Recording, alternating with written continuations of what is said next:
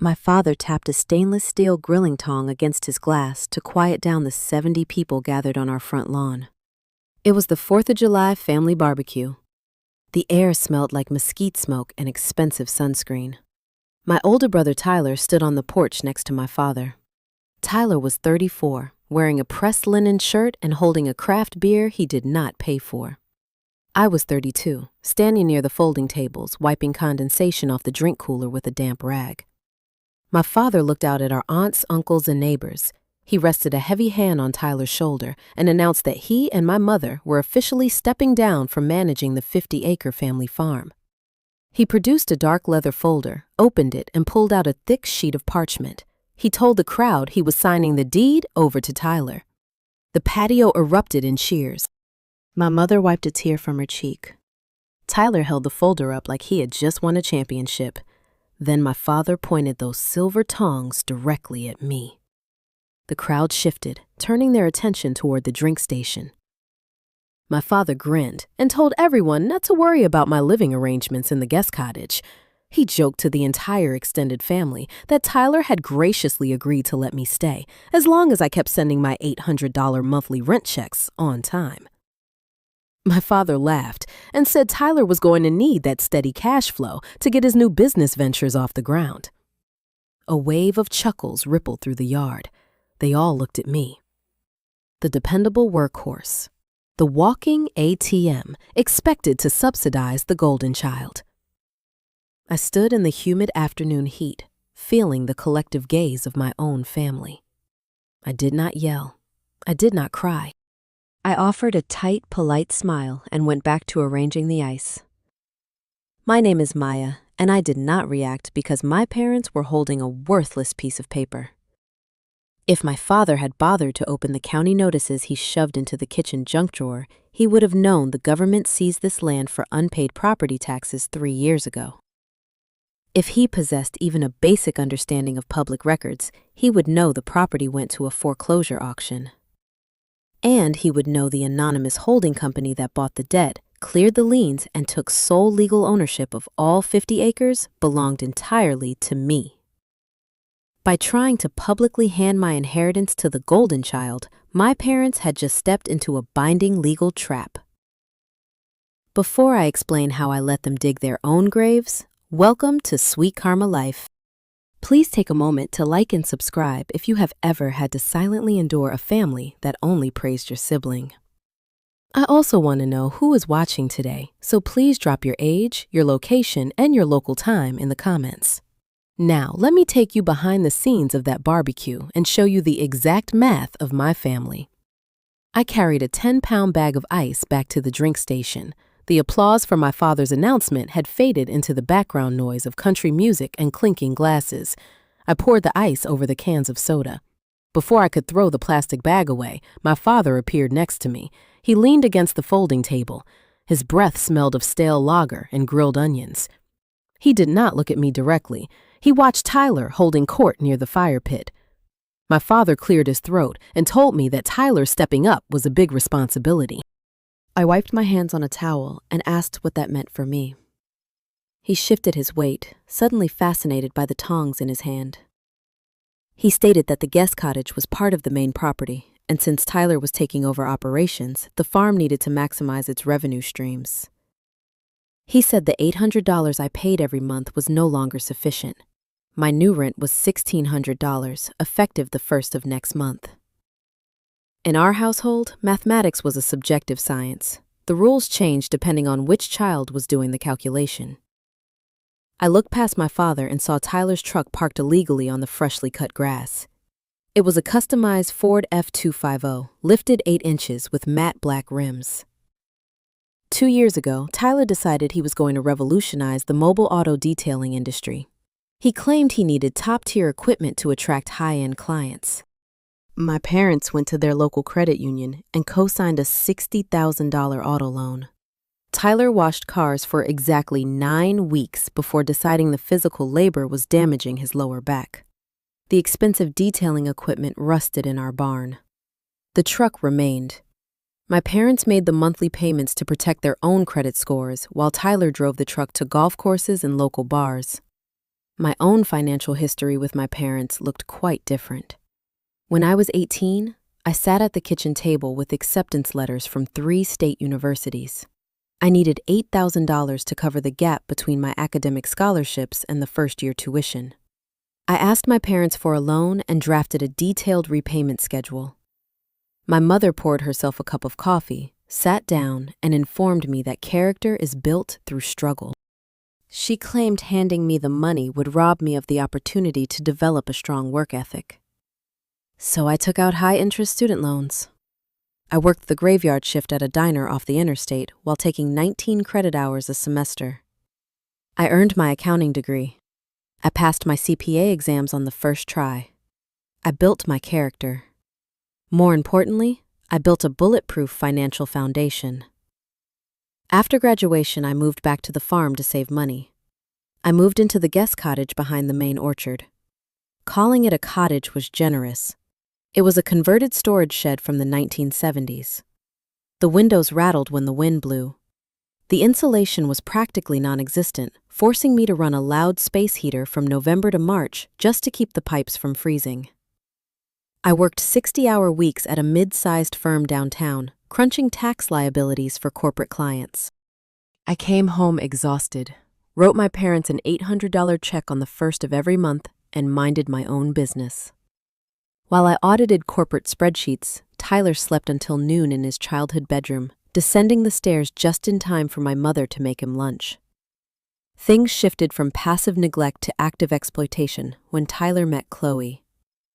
I watched Chloe now, standing near the dessert table. She was filming a video on her phone, turning slowly to capture the string lights draped over the patio. Chloe called herself a digital creator. Her online brand required a rustic, authentic aesthetic. When Tyler proposed, she decided our property was the only acceptable venue for her vision. She wanted a luxury barn wedding. She demanded custom floral arches, an imported dance floor, and a fleet of vintage Airstream trailers for her bridesmaids to use as dressing rooms. My parents did not have the cash to fund a luxury event. My father's pension covered their basic living expenses, and the farm had not produced a profitable crop in a decade. That was why my father was standing next to me right now, demanding double rent. He was not maximizing revenue for the estate. He was trying to squeeze his daughter to pay for his son's extravagant party. I kept my voice level and pointed out that $1,600 was the market rate for a luxury apartment in the city. I reminded him that the cottage did not even have central heating. My father crossed his arms. The jovial host persona slipped, revealing the calculating desperation beneath. He replied that the market rate is whatever the owner decides it is. He insisted Tyler and Chloe had significant expenses coming up, mentioning that the caterer alone required a $5,000 deposit by Friday. He told me we all had to make sacrifices for the family. If I did not want to pay the new rate, he threatened that Tyler could easily list the cottage as a short-term rental for wedding guests. He was bluffing. The cottage roof leaked near the chimney, and the plumbing groaned every time the shower was turned on. No tourist was going to pay premium rates to sleep in a glorified shed. But my father needed the intimidation tactic to work. He needed me to cave, just like I always did when I was younger. He expected me to internalize the unfairness, write the check, and retreat to my drafty room in silence. I looked at his expectant face. I looked at Tyler, who was now posing for Chloe's camera, pointing out toward the pasture as if he had built this legacy with his own bare hands. They were so confident in their established hierarchy.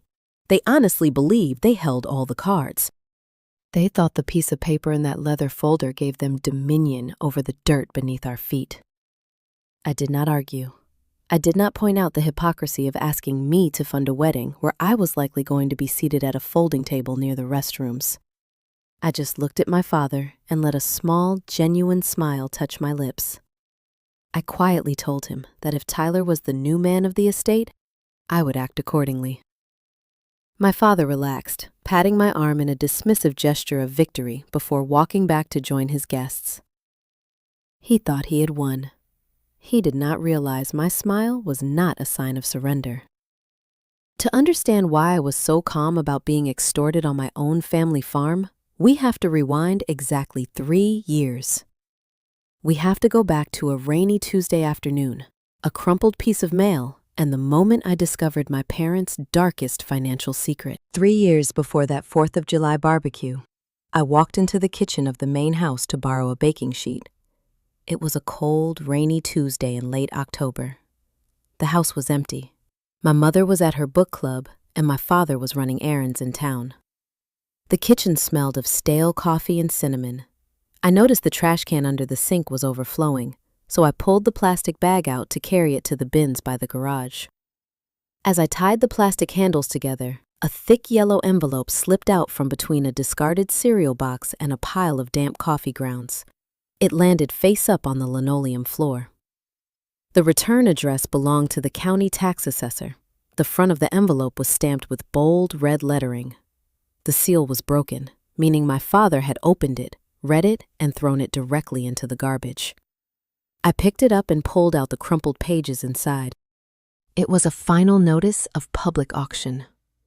I stood in the quiet kitchen and read the document top to bottom. The numbers were staggering. My parents had not paid the property taxes on the farm in 5 consecutive years. The county had assessed penalties, late fees, and compounding interest. The total amount required to halt the foreclosure process was $42,300.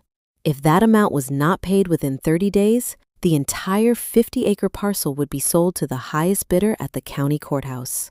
For a long moment, the quiet kitchen seemed to tilt. My throat went completely dry. I could hear my own pulse hammering in my ears, a frantic, deafening rhythm. They were risking everything. They were willing to let us lose the roof over our heads just to protect their ego. I gripped the edges of the crumpled yellow paper so tightly my knuckles turned bone white, fighting back a sudden physical wave of panic. I closed my eyes.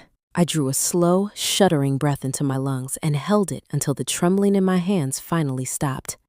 When I opened my eyes again, the terrified daughter was gone. I smoothed the wrinkled paper flat against the cold granite countertop. My analytical mind took over, locking the betrayal away in a secure mental vault. The farm had not generated a legitimate agricultural profit in a decade. Instead of downsizing or selling off acreage, my parents had maintained their lifestyle.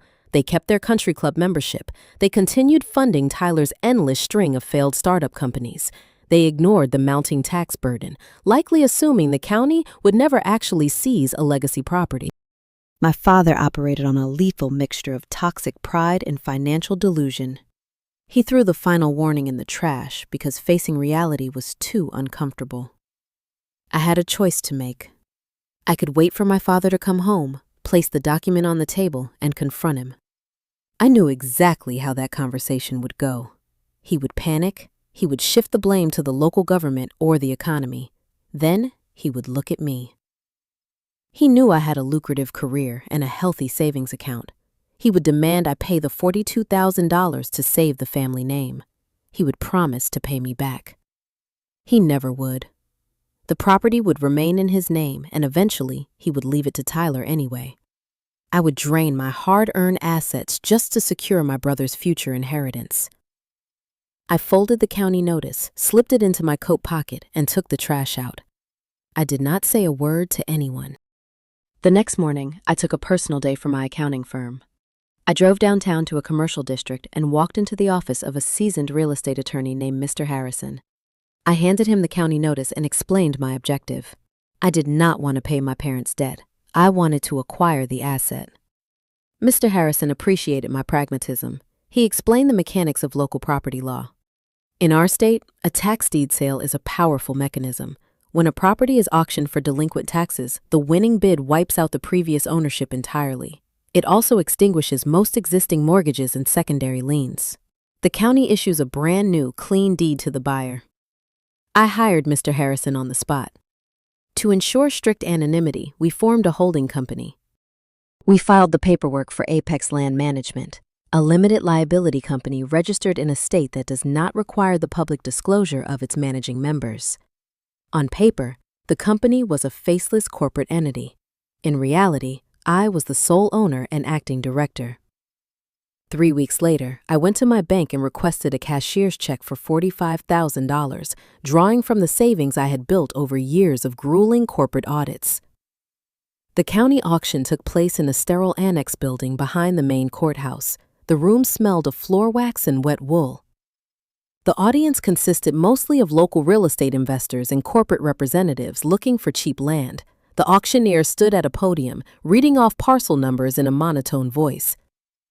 When our 50 acres came up on the docket, the opening bid was set at the exact amount of taxes owed. I sat in the back row, wearing a plain gray sweater, holding a numbered paddle. I raised my hand. Nobody counterbid. The investors were looking for suburban lots to flip, not a sprawling, unprofitable agricultural property requiring massive upkeep. The auctioneer banged his wooden gavel. The parcel was sold to Apex Land Management. The legal process moved swiftly. The county cleared the title. The old deed, the one bearing my father's name, was rendered legally void. A new deed was recorded in the county archives, naming my LLC as the sole proprietor of the land, the main house, the barns, and the guest cottage. Back at the farm, nothing appeared to change. When the final 30-day window closed, the county naturally stopped sending warning letters to the main house because the debt had been satisfied. Furthermore, since Apex Land Management was now the legal owner on file, the county directed all future annual property tax bills to my corporate mailing address in the city. For 3 consecutive years, my parents' mailbox was completely empty of municipal tax assessments.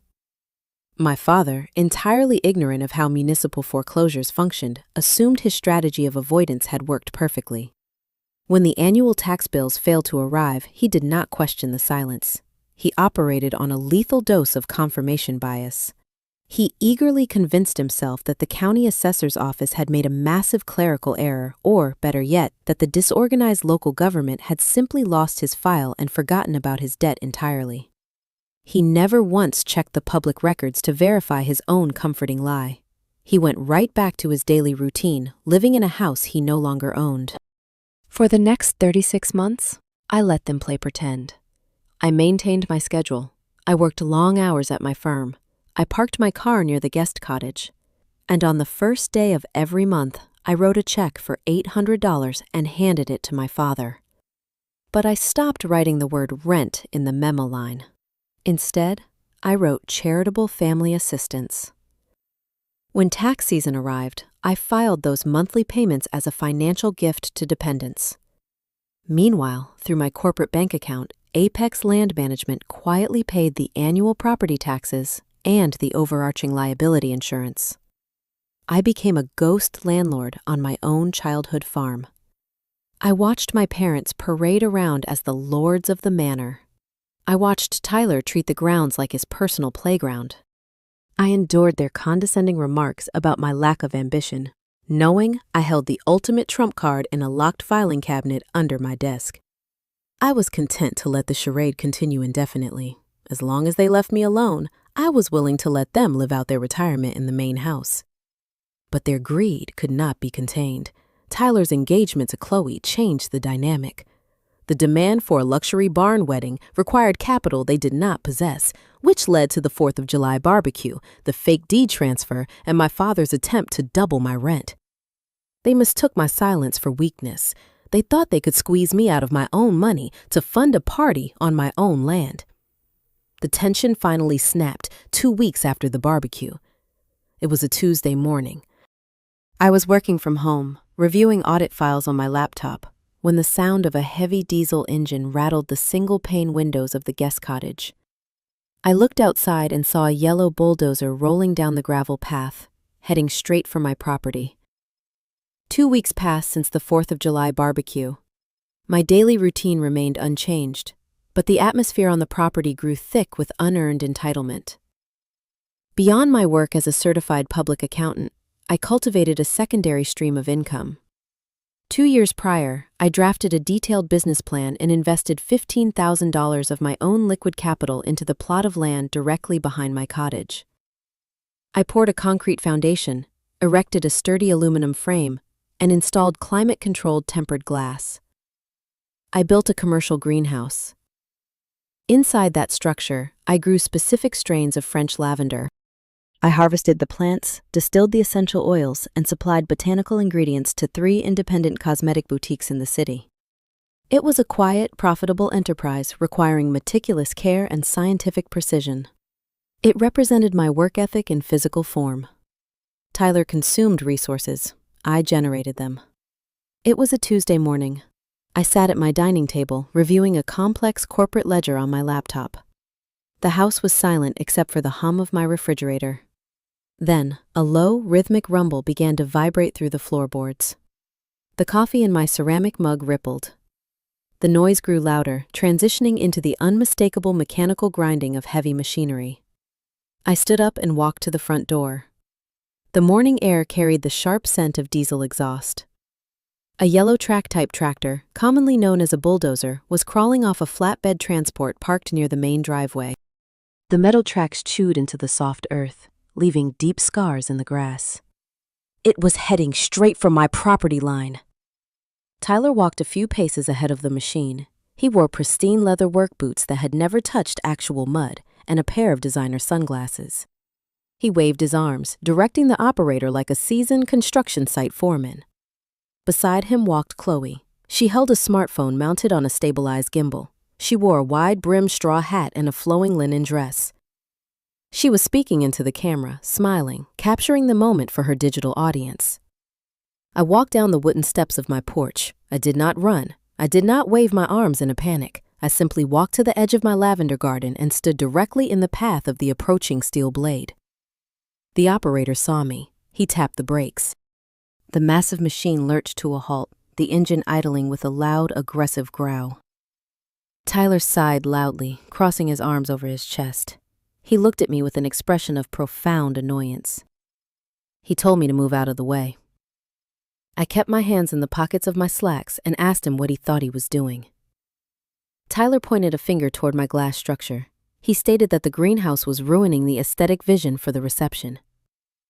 Chloe stepped forward, keeping her phone pointed at me. She complained that the industrial look of the greenhouse clashed with her rustic chic wedding theme. She whined that her photographer needed an unobstructed view of the western ridge for the sunset portraits. Tyler puffed out his chest, leaning into his newly appointed authority. He reminded me of the announcement at the barbecue. He said our father declared him the owner of the estate. He stated he was exercising his right to clear the land. He told me the greenhouse was coming down today, and if I did not step aside, I would be responsible for delaying his construction crew. I did not engage with my brother. Arguing with a narcissist is a profound waste of oxygen. They operate in a reality built entirely on their own convenience. I bypassed him. I walked around the massive steel blade of the bulldozer and stepped up to the side of the cab. The operator, a man in his 50s wearing a neon green safety vest, slid his side window open. He looked tired. He clearly assumed this was a standard, petty family squabble over landscaping. I corrected that assumption immediately. I looked the operator directly in the eye. I kept my voice flat and devoid of emotion. I told him he was currently trespassing on private property. I informed him that the man giving him directions did not own this land, nor did the father who hired him. I stated that the legal deed belonged to a corporate entity named Apex Land Management. I pointed to the greenhouse. I explained it was a registered commercial agricultural facility holding thousands of dollars in inventory. I delivered the bottom line. I told the driver that if he engaged the transmission and damaged a single pane of that glass, I would not waste my time calling the local police.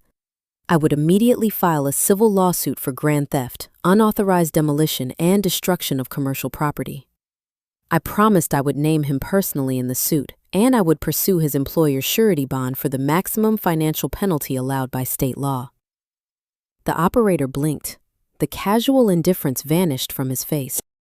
Blue-collar working professionals understand the devastating reality of legal liability. They know a court injunction can bankrupt a small contracting business. He looked over at Tyler, who was still posing for Chloe's camera. He looked back at my steady, unblinking gaze.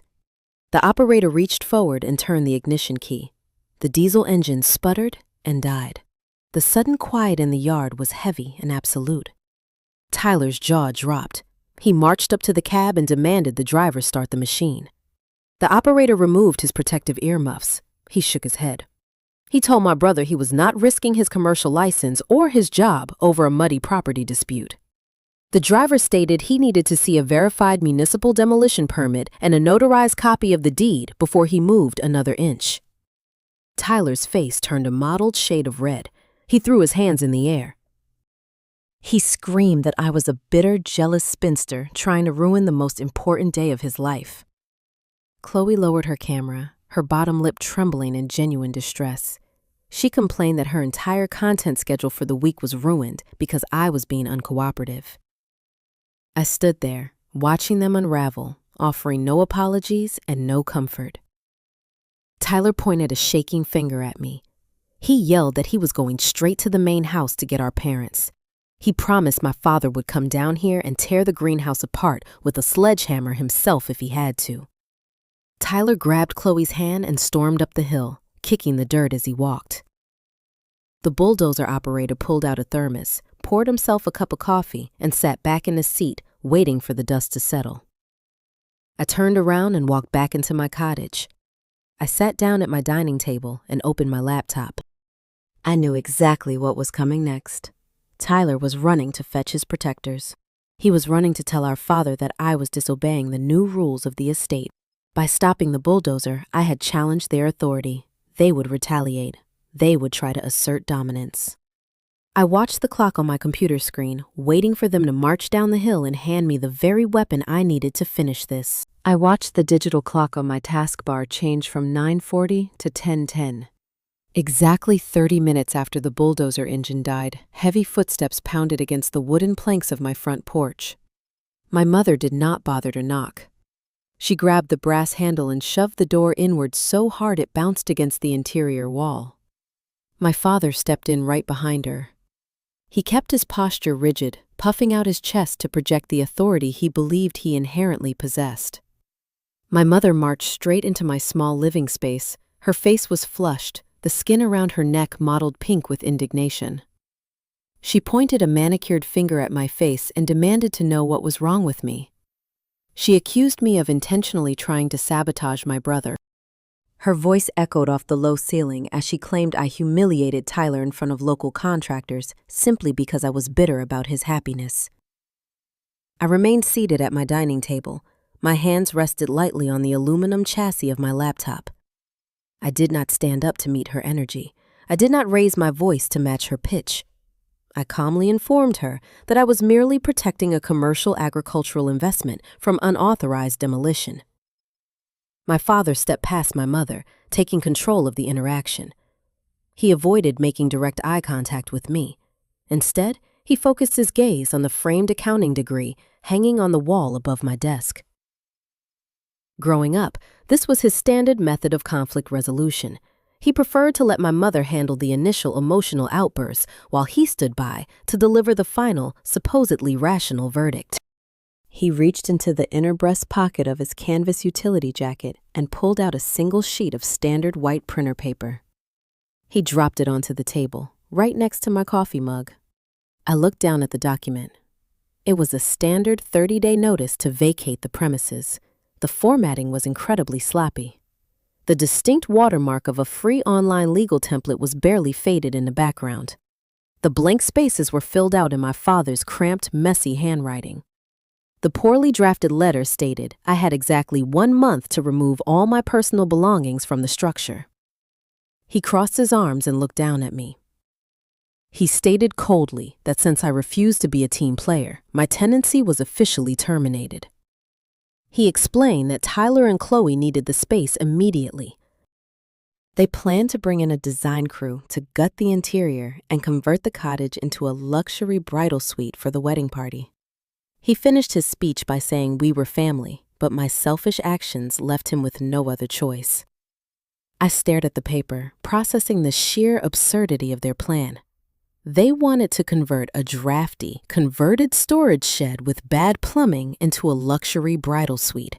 It would cost tens of thousands of dollars just to bring the electrical wiring up to code, money I knew they did not have. But the logistical impossibility of their renovation project was secondary to the legal reality sitting on my table. My eyes drifted down to the bottom of the page. There was a designated signature line for the landlord. My father had signed his name in dark blue ink. Next to his signature, He had printed the word owner. That single word changed everything. It was documented, physical proof of an individual fraudulently claiming ownership over an asset he did not possess. He was using that false authority as an instrument of illegal eviction. This was the exact catalyst I had patiently waited for over the last 3 years. By serving me this fabricated document, my parents crossed an invisible line. They transitioned from being annoying, entitled relatives to active legal adversaries. They were attempting to render me homeless to appease a son who had never paid a single bill in his life. I did not feel angry. I felt an overwhelming sense of clarity. The math was finally adding up perfectly. I looked up from the fraudulent eviction notice and met my mother's gaze. I kept my expression entirely neutral. I asked her very quietly if she was entirely sure this was the path they wanted to take. She did not hesitate. She did not sense the trap. She snapped that I had 30 days to pack my boxes, turned on her heel, and marched out the open door. My father followed closely behind her. He grabbed the brass handle and pulled the door shut behind him with a sharp, dismissive click. I sat in the quiet room for a long time, listening to the crunch of their boots fading up the gravel driveway. The diesel scent from the bulldozer still lingered in the air. I picked up the piece of paper, folded it neatly into thirds, and slid it into a manila folder containing my corporate documents. Then, I picked up my cell phone and dialed the direct line from my real estate attorney, Mr. Harrison. The trap was officially sprung. They had handed me the exact leverage I needed to remove them from the property forever. But before I instructed Mr. Harrison to file the actual, legally binding eviction notices, my mind kept snagging on a single, glaring detail. My father had hired a commercial bulldozer. Tyler and Chloe were planning to hire a design crew to remodel the cottage. They were paying deposits for a massive reception tent and a luxury caterer. My parents lived on a fixed pension, and the farm generated zero revenue. The math did not make sense. Capital was flowing into the estate from an unknown source, and as a certified public accountant, unexplained capital is a puzzle I cannot ignore. Before I dismantled their living situation, I needed to know exactly how they were funding this extravagant wedding. That simple question led me to run a quiet forensic audit on their recent financial activities, which uncovered a crime so severe it would guarantee their absolute ruin. I did not purchase cardboard moving boxes. I did not start pulling luggage from the top shelf of my closet, and I did not begin wrapping my dishware in old newspaper. When my parents walked out of my cottage and the heavy brass door clicked shut behind them, I simply poured myself a fresh cup of coffee. I sat back down at my dining table, pushed their fraudulent eviction notice to the side, and opened a new secure browser window on my laptop. My father was a proud, stubborn man living on a fixed retirement pension. My mother spent her afternoons volunteering at the local historical society and organizing church potlucks.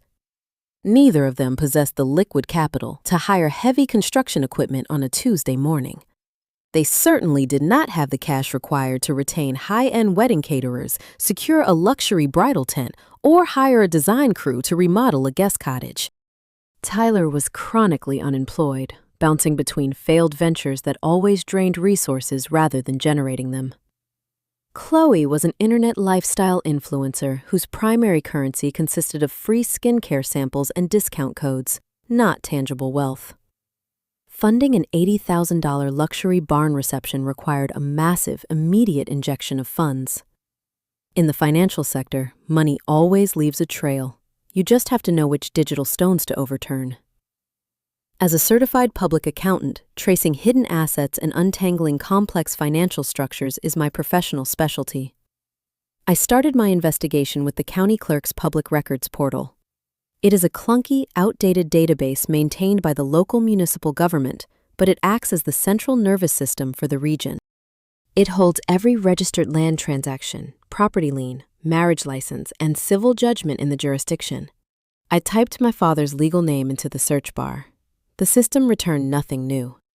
I searched my mother's name, 0 results. I shifted my methodology to search public court and UCC filings under his name. The screen refreshed. A new entry appeared, dated just 4 days prior to the 4th of July barbecue. It was a UCC-1 financing statement linked to a massive, high-interest personal signature loan. I clicked the link to download the scanned document. The lender was listed as a prominent online financial institution, known for approving high-risk personal loans with minimal human oversight. The borrower was my father. The principal amount of the loan was $100,000. I leaned back in my wooden chair, staring at the glowing screen. A wave of pure, detached vindication washed over me. The math finally made perfect sense. To secure an unsecured personal loan of that magnitude, an applicant must prove substantial personal net worth. This specific online lender relied heavily on automated algorithms. During the application process, my father would have been prompted to declare his total assets to inflate his borrowing limit. To prove his net worth, he likely went into his home office, pulled out the outdated legally void deed from a decade ago, and uploaded it to the lender's web portal as proof of his multi-million-dollar real estate portfolio. During the digital signing phase, he would have been required to check a box containing a sworn affidavit of financial disclosure. That specific clause states, under penalty of perjury, that the provided documents are accurate and the assets listed belong entirely to the borrower. My father did not own that asset. The county tax auction had erased his ownership 3 years prior. My corporate entity, Apex Land Management, held the exclusive legal title to the dirt, the structures, and the fixtures. Because he applied for a signature loan rather than a mortgage, the system did not trigger an automatic municipal title search. The automated underwriter looked at the uploaded deed, saw a massive inflated net worth, and approved the maximum limit. The bank wired $100,000 directly into my parents' checking account. My parents thought they were cleverly using their legacy to game a banking algorithm and give their golden child the wedding of his dreams. In reality, by transmitting a falsified financial portfolio across state lines to secure funds, they had committed textbook federal wire fraud. By transmitting a fraudulent legal document across state lines to an online financial institution, they had also met the criteria for federal wire fraud. They had signed a digital confession to multiple felony charges. The moment the bank discovered the title defect, the loan would immediately go into default. The fraud department would flag the account, freeze their personal assets, and forward the file to federal investigators for prosecution. I did not feel a single ounce of guilt. I felt the quiet, cold satisfaction of an auditor finding a fatal error in a corrupt ledger. They had walked into my home, looked me in the eye, and handed me a fake eviction notice. They were entirely willing to render their own daughter homeless just to appease Tyler's ego. They expected me to panic, to pack my bags in the middle of the night, and to disappear into the city so they could gut my home for a bridal suite. I connected my laptop to my laser printer. The machine whirred to life. First, I printed the $100,000 loan origination record and the attached fraudulent declaration of net worth. Next, I printed the true, notarized county tax deed proving Apex Land Management owned the 50 acres. Then, I printed the state corporate registration documents proving I was the sole proprietor and managing director of Apex Land Management. I placed the freshly printed pages into a thick manila envelope. I picked up my phone and called Mr. Harrison. My real estate attorney answered on the second ring. I informed him of the situation and instructed him to draft 3 formal, legally binding eviction notices. I did not want standard 30-day notices. I wanted the tightest timeline the law allowed. Because Tyler had attempted to destroy my commercial greenhouse with heavy machinery, we had grounds to issue a 3-day notice to quit the premises due to unauthorized property destruction and non-payment of rent. Mr. Harrison promised to have the official legal packets prepared and bound by the end of the week.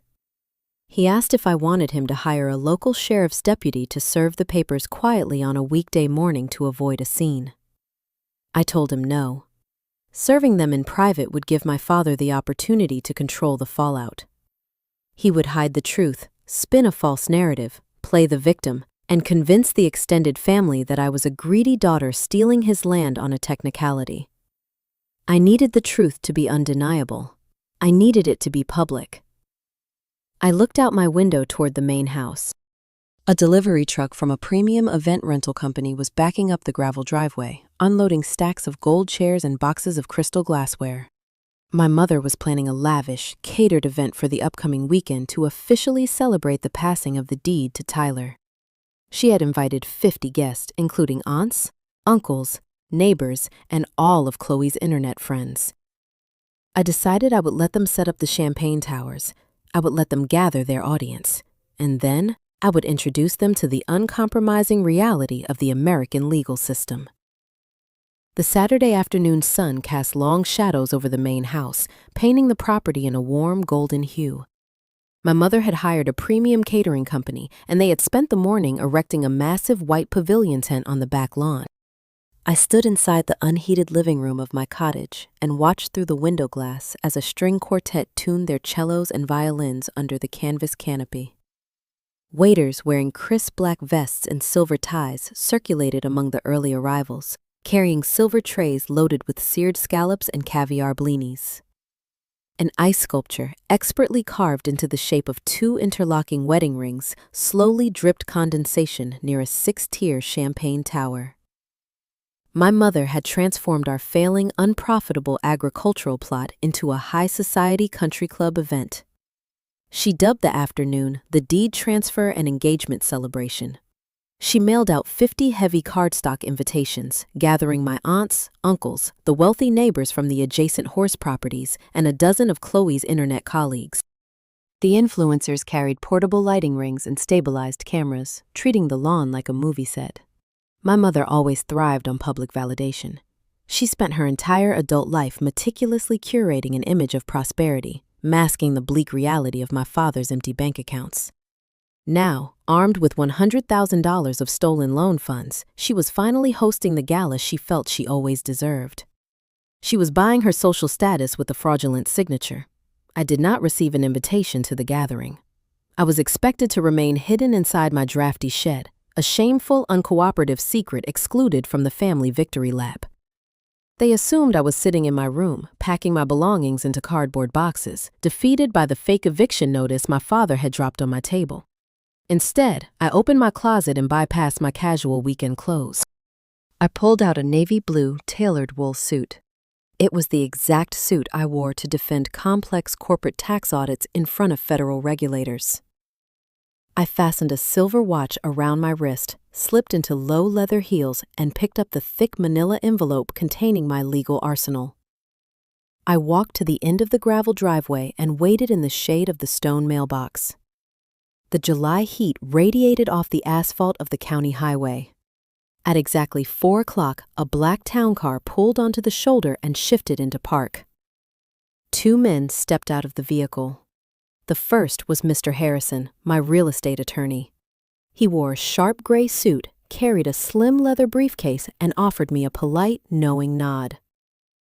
The second man was introduced simply as David. He stood 6 feet 4 inches tall, wearing a plain navy polo shirt and sturdy tactical boots. He was an independent process server hired specifically for high-conflict legal deliveries. David did not carry a weapon, but his sheer physical presence projected an immovable wall of authority. I handed David the 3 sealed packets. He tucked them firmly under his left arm. We walked together up the dirt path toward the pavilion. The air smelled of expensive perfume, roasted duck, and the sweet scent of the nearby lavender fields. The string quartet was playing a classical arrangement of a modern pop song, the notes floating over the gentle hum of conversation. We bypassed the greeting table, ignoring the confused look of the hired hostess, and stepped into the shade of a large oak tree near the edge of the patio. We blended into the background, 3 dark figures watching a parade of false wealth. My father stood near the towering pyramid of champagne glasses. He held a crystal flute in one hand and tapped it lightly with a silver spoon. The sharp, clear ringing cut through the chatter. The waiters immediately stopped moving. The musicians lowered their bows, resting their instruments on their knees. 50 guests turned their attention to the center of the patio. Tyler and Chloe stood next to my father. Chloe wore a white silk dress, holding a glass of sparkling wine, posing perfectly for the 3 different camera lenses her friends had pointed in her direction. My father smiled warmly, projecting his voice so everyone under the tent could hear his speech. He talked eloquently about legacy and tradition. He spoke about the inherent value of the land, claiming his grandfather had worked this soil with his bare hands, and now it was time for the next generation to take the reins. He praised Tyler for his vision and his relentless drive, conveniently omitting the string of bankruptcies, repossessed vehicles, and unpaid loans trailing in his son's wake. He painted a picture of a successful heir ready to manage a thriving estate. My father then turned to a wooden easel standing next to the melting ice sculpture. A heavy velvet cloth draped over a large object resting on the pegs. He reached out and pulled the cloth away with a dramatic flourish. Underneath rested a large ornate mahogany frame. Inside the glass sat the outdated property deed from decades ago, the one bearing my father's name. It was a purely symbolic gesture, a theatrical prop for the audience, but to the crowd it looked like a royal coronation. My father picked up the heavy frame and handed it to Tyler. He raised his glass to the crowd and announced that today they passed the torch to Tyler and Chloe, the new masters of the farm. The attendees clapped enthusiastically. Aunts wiped sentimental tears from their eyes. Chloe threw her arms around Tyler, planting a staged kiss on his cheek while the camera flashes illuminated the shaded patio. The crowd murmured their congratulations, raising their own glasses in a collective toast to the happy couple. Tyler puffed out his chest, gripping the mahogany frame like a shield, soaking in the admiration he had never earned. I stepped out from the shadow of the oak tree. My leather heels clicked rhythmically against the flagstone patio. The guests closest to me noticed my approach. They saw the tailored suit, the cold expression on my face, and the 2 imposing men flanking me. The attendees instinctively stepped aside, parting like a wave to create a clear path. I walked a straight, deliberate line directly toward the champagne tower. Mr. Harrison and David followed 2 paces behind me, maintaining a professional, intimidating silence that chilled the celebratory atmosphere. The cellist, noticing the sudden shift in the crowd's attention, faltered on a note. The string quartet trailed off into an awkward, disorganized silence. The polite applause died away, replaced by the rustle of fabric as 50 people turned to stare at the interruption. My father lowered his glass. The triumphant smile froze on his face as he registered my navy blue suit and the presence of the 2 men standing behind me. Tyler tightened his grip on the wooden frame, his jaw setting in sudden annoyance. Chloe dropped her camera-ready smile, whispering a nervous question to her fiancé. I stopped 10 feet away from my father. 50 faces stared at me in total silence. The only sound remaining in the tent was the faint dripping of the melting ice rings hitting the silver catch tray. I looked at the framed piece of paper in Tyler's hands, analyzing the forged symbol of their fake kingdom, then shifted my gaze to meet my father's eyes. I did not yell. I did not need to project my voice over the crowd because the quiet tension was suffocating. I told him he could not give Tyler the farm.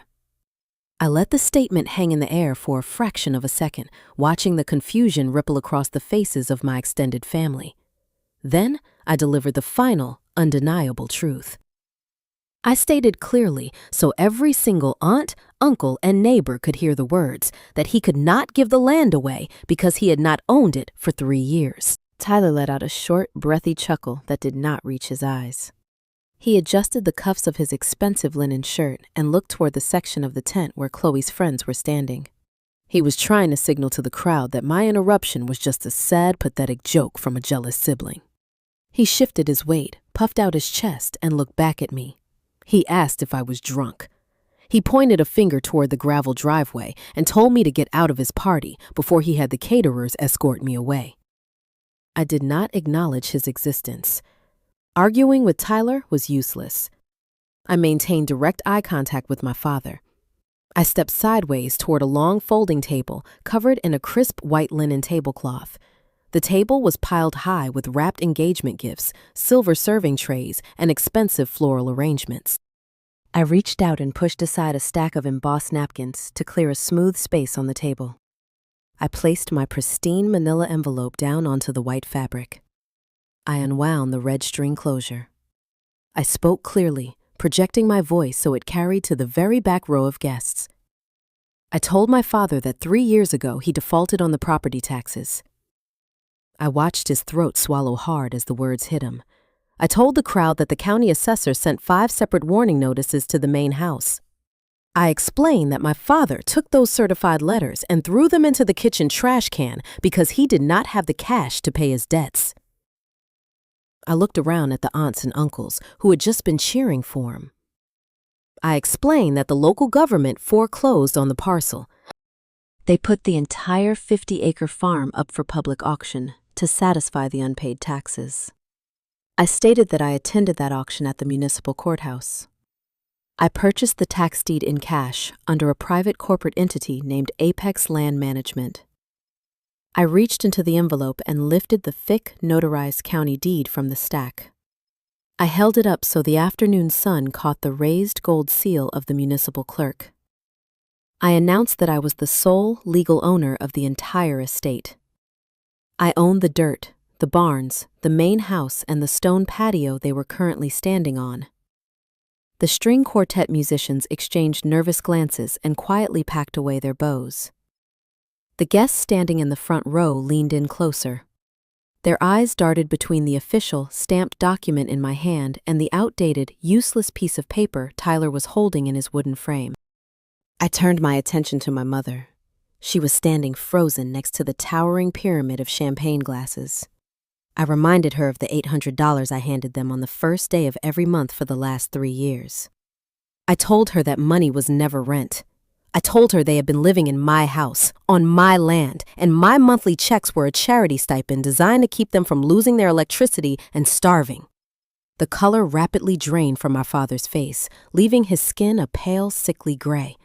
His hands began to tremble, rattling the ice in his crystal glass. My mother gripped the edge of the catering table so tightly her knuckles turned pale white. Her meticulously crafted social image was disintegrating in real time. She could not handle the sudden public humiliation of being exposed as a financial failure in front of her wealthy neighbors. She opened her mouth and shrieked that what I did was illegal. She yelled that I stole their home right out from under them. I did not raise my voice to meet her panic. I kept my tone clinical and detached, like an auditor explaining a ledger discrepancy. I told her no. I explained that paying delinquent taxes at a public government auction is a standard legal procedure. Then I delivered the final, devastating blow.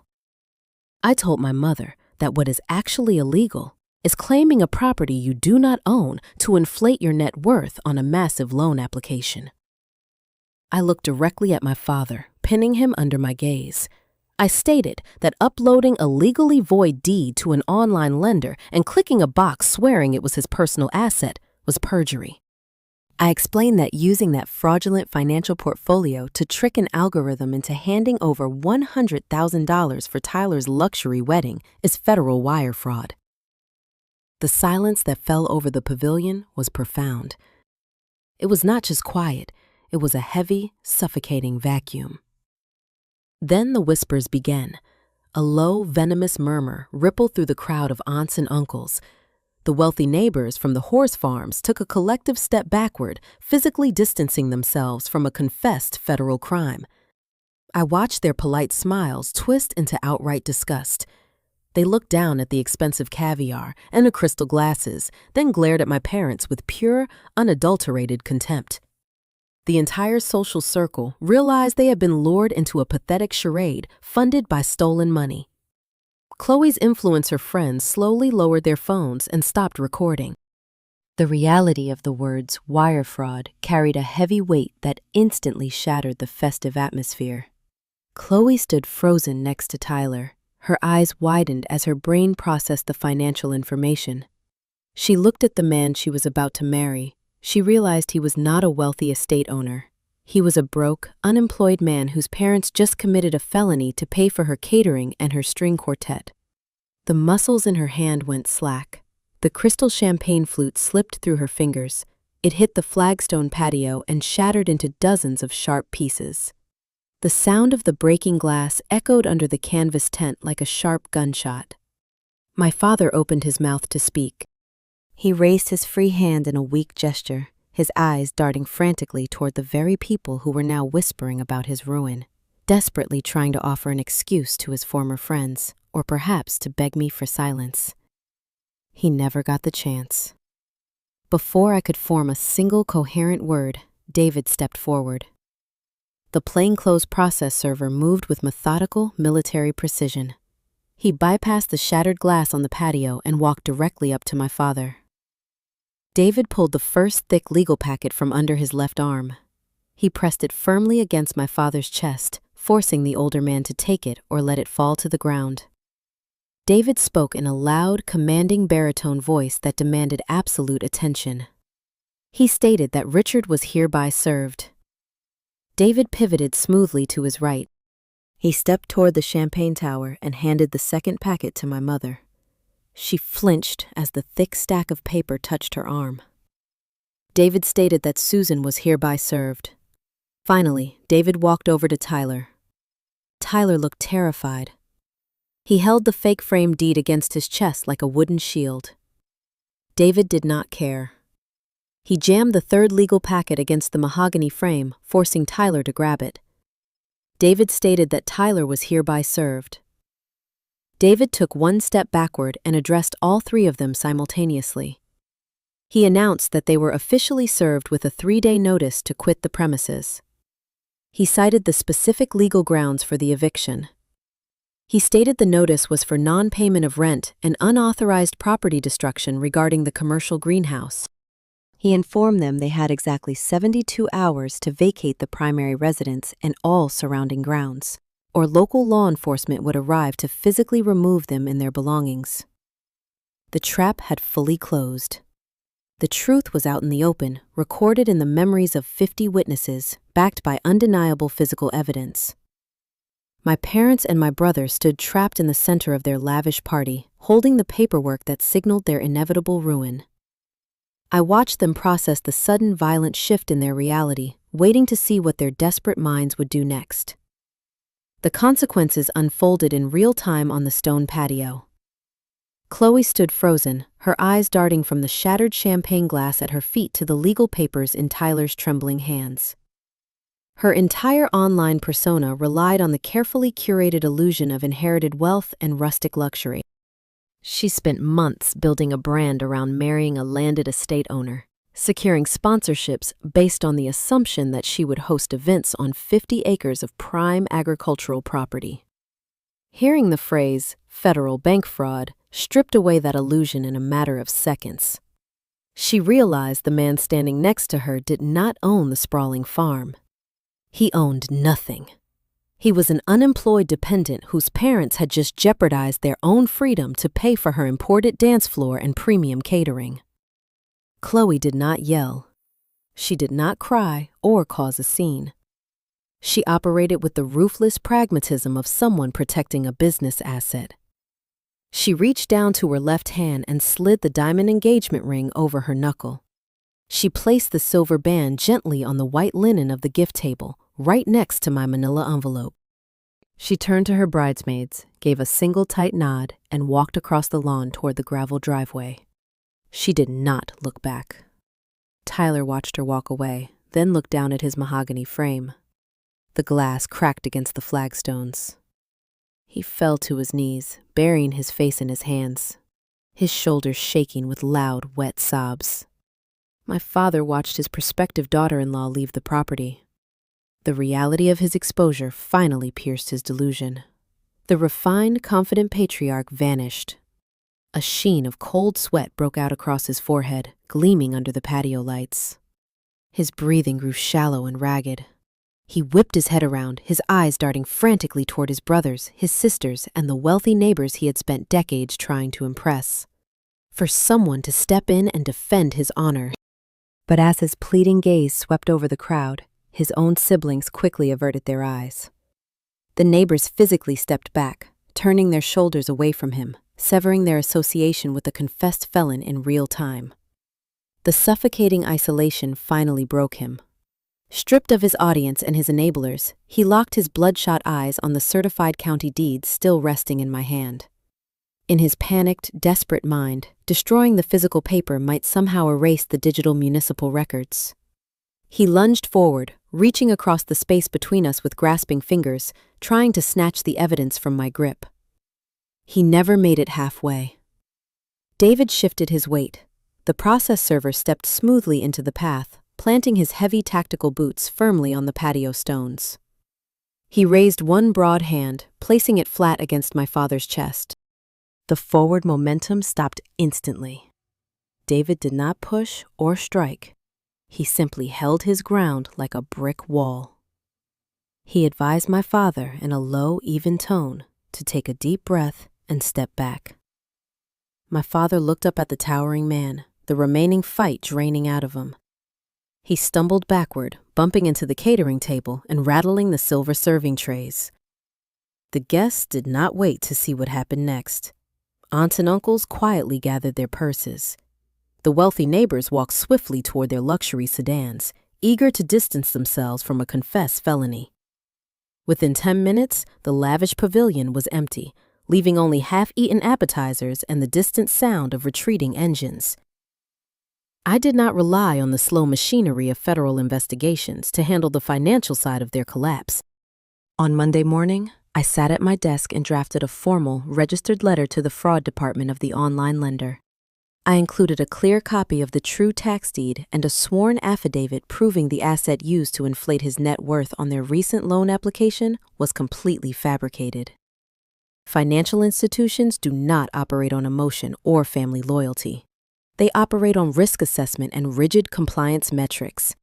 When the lender received the file on Tuesday morning, their automated system flagged the account. A human underwriter reviewed the title discrepancy, recognized the fabricated net worth, and realized their massive unsecured exposure. The terms of the loan contained a standard acceleration clause. If the borrower committed misrepresentation or fraud, the entire principal balance became instantly payable. By Tuesday afternoon, the bank called the $100,000 note due in full. They initiated a freeze on my parents' checking and savings accounts pending an internal investigation. When my mother tried to buy groceries that evening, her debit card declined. The stolen wedding funds were locked away, leaving them with zero access to their pension deposits or daily cash. With their bank accounts frozen and a 3-day eviction notice ticking down, my parents scrambled for a legal lifeline. They spent Wednesday visiting 3 different law offices in the city. They wanted to file an emergency injunction to halt the eviction. They wanted a judge to declare my corporate entity invalid. They wanted the legal system to bend to their narrative and punish their ungrateful daughter. The attorneys listened to their emotional story. Then they asked for a retainer fee. My parents' debit cards were declined. Their credit cards, linked to the same flag banking profile, were blocked. When the lawyers saw the frozen assets and the properly executed deed from Apex Land Management, the consultations ended abruptly. Fighting a bulletproof municipal tax sale requires tens of thousands of dollars in legal fees. Defending against a federal wire fraud investigation requires even more. Without access to their stolen funds, my parents could not even afford a junior paralegal. They were told they had zero leverage and zero capital to mount a defense in an unlawful detainer lawsuit. The 72-hour window expired on Thursday morning. The summer air was thick with humidity, forecasting an afternoon thunderstorm. I brewed a pot of dark roast coffee, poured a cup, and walked out onto the wooden deck of my cottage. I leaned against the railing and watched the main driveway. I knew I didn't need to file the formal eviction paperwork at the courthouse. The psychological eviction was already complete. At exactly 8 o'clock, the front door of the main house opened. There were no sheriff's deputies forcing them out. There was no dramatic standoff. The collapse happened entirely from within. The reality of their frozen bank accounts, the looming federal investigation, and the absolute humiliation of facing their wealthy neighbors had broken them. Tyler walked out first. He carried 2 black trash bags filled with clothes. He threw them into the bed of his depreciated truck. My mother followed, clutching a cardboard box containing her expensive china plates. Her face was pale, devoid of makeup, her pristine social image reduced to a frantic, disorganized scramble. She could not bear to stay and face the whispers of the county. My father carried a stack of framed photographs. He moved slowly, his shoulders slumped, looking decades older than he had just 5 days ago. They had lived in that house for 30 years. They had accumulated generations of furniture, antiques, and memories. But their panic and lack of funds meant they could only take what they could quickly carry in their own vehicle before fleeing. They crammed boxes into the cab of the truck, piling bags on top of each other until the rear suspension groaned under the weight. They did not look down the hill toward my cottage. They did not attempt to come say goodbye or offer an apology. They knew the iron gate at the end of the property line was closing behind them forever. Tyler climbed into the driver's seat. The diesel engine started with a heavy rattle, belching a cloud of black smoke. He shifted into gear and drove slowly down the long dirt path. I took a sip of my coffee. The warm liquid contrasted perfectly with the cool morning breeze. I watched the taillights of the truck turn onto the county highway and disappear behind the thick tree line. The dust settled on the gravel. The farm was finally quiet. The tension that had suffocated me for 6 years evaporated into the summer air. But the departure was only the beginning of their new reality, and the consequences waiting for them in the city were far worse than simply losing a house. 6 months have passed since Tyler's overloaded, depreciating truck fled in disgrace down the gravel driveway. The passage of time on the property is no longer measured by the anxiety of avoiding my relatives, but by the physical transformation of the land itself. I did not move into the main house immediately. First, I hired a professional contracting crew to erase decades of stagnation. We stripped the interior down to the wooden structural studs. The faded floral wallpaper my mother meticulously maintained was scraped away and discarded. The heavy, dark drapery that always made the living room feel like a suffocating museum was pulled down, allowing the natural afternoon sunlight to flood the space. I laid wide plank oak flooring across the entire ground level and installed modern, energy-efficient windows. The house now smells of fresh cedar and clean paint, rather than stale lager and unspoken resentment. I sleep in the master bedroom, the exact space that used to serve as the headquarters for their financial delusions. I wake up every morning to the sound of wind moving through the old oak trees, untethered by the heavy burden of their expectations. I sit on the wraparound porch, drinking dark roast coffee, looking out over a domain that is legally, undeniably mine. The drafty guest cottage where I spent 6 years paying my father a fake charity stipend no longer exists. A demolition crew leveled the wooden structure in a single afternoon, hauling away the poorly insulated walls and the groaning plumbing. Clearing that footprint allowed me to expand my commercial operations. The single aluminum greenhouse multiplied. I constructed 3 massive climate-controlled glass pavilions stretching across the western ridge. My lavender business transitioned from a quiet side venture into a primary corporate supplier. I spent the autumn months negotiating lucrative distribution contracts. Today, my holding company provides raw botanical extracts to 3 major international cosmetic brands. The revenue generated by those agreements tripled my annual income within a single fiscal quarter. I hired 2 full-time agricultural technicians to manage the daily harvest and the complex irrigation systems. This delegation allows me to focus on the high-level accounting and operational logistics. The soil that my father claimed was useless and unprofitable is now the foundation of a thriving independent enterprise. The farm is finally fulfilling its potential, simply because it is no longer stifled by incompetence and false pride. The reality facing my former family members is starkly different. The federal banking system operates without pity or familial loyalty. Following the discovery of the forged deed and the fraudulent loan application, the online lender initiated a devastating civil recovery process. The bank's fraud department declined to press federal criminal charges, opting instead for a rapid, merciless financial settlement to recoup their stolen capital. To avoid a lengthy prison sentence, my parents signed a binding restitution agreement. They lost everything. They currently live in a cramped second-floor unit of a deteriorating apartment complex in a loud industrial suburb. Their new windows overlook a cracked asphalt parking lot, instead of rolling green pastures. They hear their neighbors arguing through the paper-thin walls. My father's retirement pension is heavily garnished every single month to pay back the $100,000 he stole to fund a party that ended in his own eviction. The remaining fraction of his income barely covers their rent. He takes the public transit bus to a part-time job, filing paperwork at a local insurance agency just to pay their basic utility bills. The high society image my mother spent decades curating vanished overnight. She no longer hosts catered potlucks or attends historical society galas because she can no longer afford the membership dues. She spends her afternoons clipping grocery coupons at a cheap laminate kitchen table, counting pennies to afford basic meals. And Tyler, the golden child, the visionary who was promised a sprawling estate, finally met the uncompromising reality of the American workforce. Without my parents' credit score to shield him, and without the farm to use as a free playground, his lack of marketable skills became an undeniable liability. He works the graveyard shift at a sprawling regional hardware store. He spends his nights wearing a bright orange vest under harsh fluorescent lights, restocking shelves with heavy pipe fittings and 80-pound bags of concrete. He takes orders from a shift manager a decade younger than him. His customized lifted truck was repossessed by the credit union in September after he missed 3 consecutive payments. He now rides a used 10-speed bicycle to the retail plaza, regardless of the weather. Chloe, naturally, deleted all the photos of the engagement party from her social media profiles and blocked his number before the end of the summer, moving on to her next aesthetic prospect. They have tried to reach out. Over the autumn months, the caller ID on my old cell phone registered dozens of incoming calls from unknown local numbers.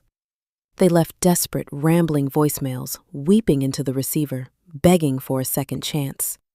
They pleaded for family unity, hoping I would somehow feel guilty for their self-inflicted poverty. They asked if they could move into the new greenhouses, offering to work for free. I did not listen to the end of those messages. I walked into my service provider and changed my phone number. I severed the digital connection just as cleanly as the legal one. They cannot show up at my front door to demand an audience or stage an ambush either. I hired a private security firm to install a heavy wrought iron gate at the entrance of the property, secured by a reinforced electronic keypad and high-definition night vision cameras. The perimeter is constantly monitored. The physical boundary matches the emotional one perfectly. I did not destroy their lives. I did not steal their future or strip away their dignity.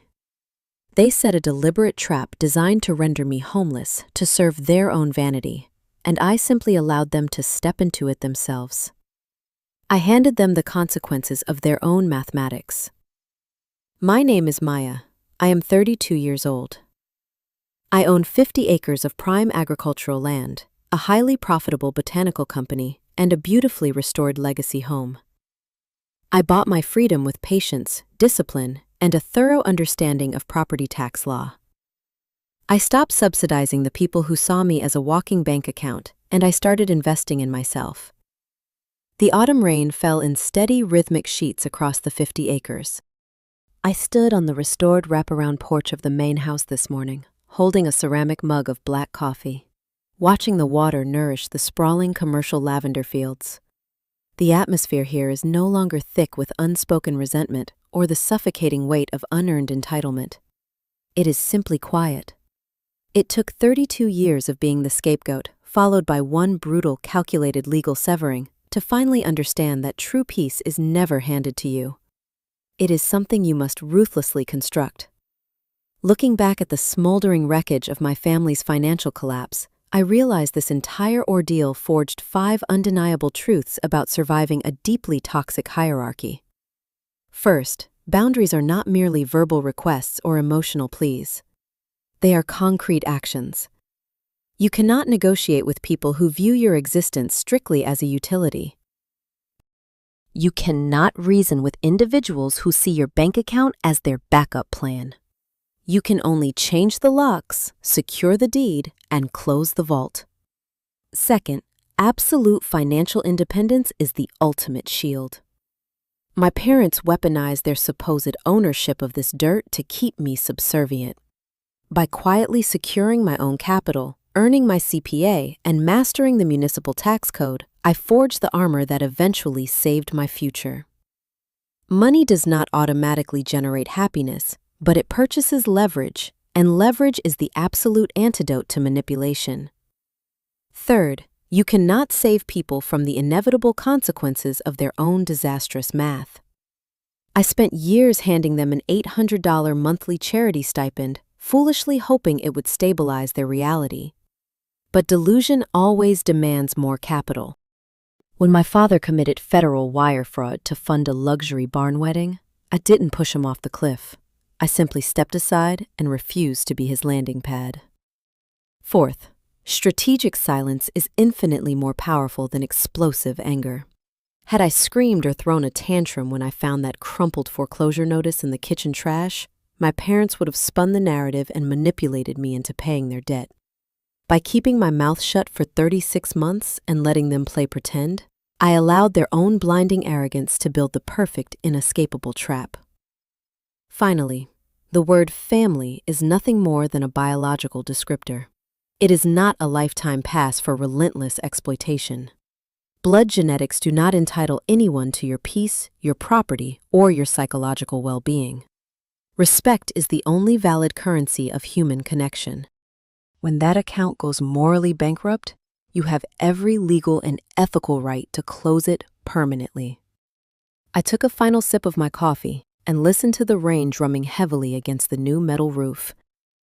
Miles away, Tyler is still stocking heavy concrete bags under harsh fluorescent lights, and my parents are still answering the relentless calls of debt collection agencies. Meanwhile, my greenhouses are thriving, the title is clear, and the heavy iron gate at the end of the gravel driveway remains firmly locked against the past. If you have ever had to walk away from a toxic dynamic to build your own empire from the ground up, or if you've ever been the scapegoat who silently outsmarted the golden child, I want to hear from you. Drop your survival story in the comments below. I read every single one. Thank you for tuning in to Sweet Karma Life.